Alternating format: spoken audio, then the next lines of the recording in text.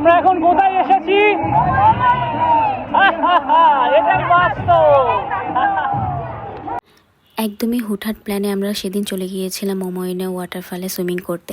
তো ছোট ভাই বোনদের নিয়ে ঘুরতে যাওয়ার মজা আলাদা, তারা অনেক বেশি এনজয় করে এগুলো জায়গায় গেলে। তো আমি আর কাবির ভাবছিলাম যে কোথায় যাওয়া যায়, তো পরেও বললো চলো বগুড়া যাই, মোমোইনে সবাইকে নিয়ে সুইমিং করে আসি। তো আগের দিনই প্ল্যান হয়ে পরের দিনই সকালে উঠে একদমই আমরা রওনা দিয়ে দিলাম।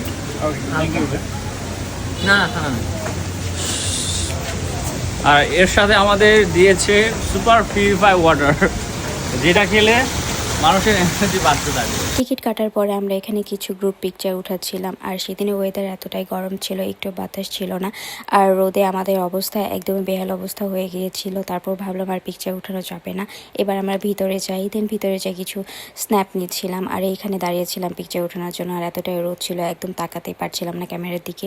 তো এখানে সবাই ড্রেস চেঞ্জ করে নেমে গেলাম ওয়াটারফলে।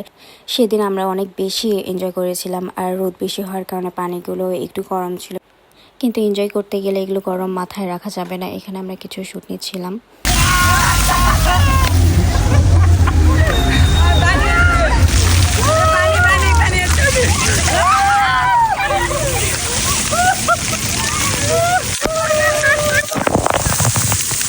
সেই দিনের আকাশটাও এত বেশি সুন্দর ছিল। এখানে আমরা রিলসের জন্য কিছু ফানি ভিডিও নিচ্ছিলাম, যে সবাই মিলে একসাথে একদম চিৎকার দিব।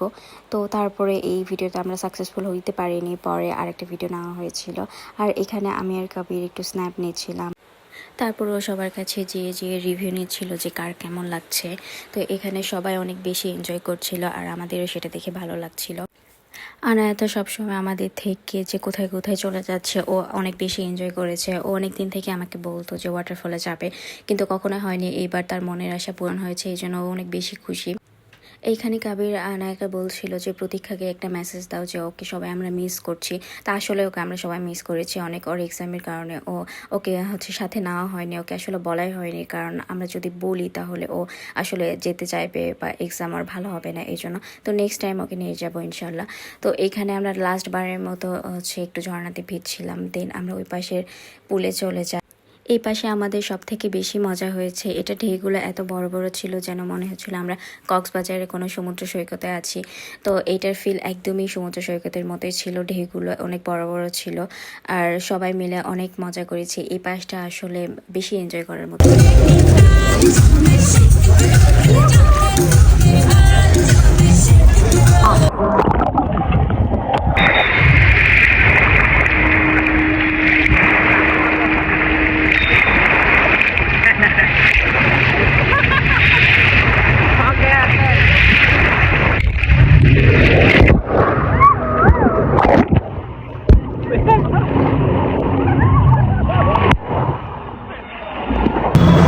এই সুইমিং পুল থেকে আসার পর এখন আমরা কোথায় যাচ্ছি? কাছে যাই না কি খেতে? এই যে দেখুন, আমরা সুইমিং করে না খেয়ে ক্ষুধার্ত হয়ে অজ্ঞান প্রায়। সুইমিং শেষে আমরা চলে গিয়েছিলাম কাচ্চি খেতে, কাচ্চি ডাইনে। আমরা এতটাই ক্ষুধার্ত ছিলাম যে আর নড়তেই পারছিলাম না। কাচ্চি খাওয়া শেষে আরাফাত বলছিল তাকে পিৎজা খাওয়াতে নিয়ে যেতে হবে। তো আমরা হিলিয়ামে চলে গিয়েছিলাম। হিলিয়ামে এই পিৎজাটা আমরা অর্ডার করেছিলাম। সবার পেট এতটাই ভরা ছিল যে ঠিকমতো খেতে পারছিলাম না।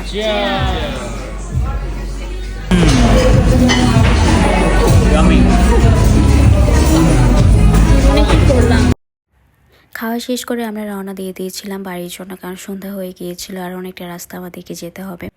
Thank you for watching everyone. আল্লাহ হাফেজ।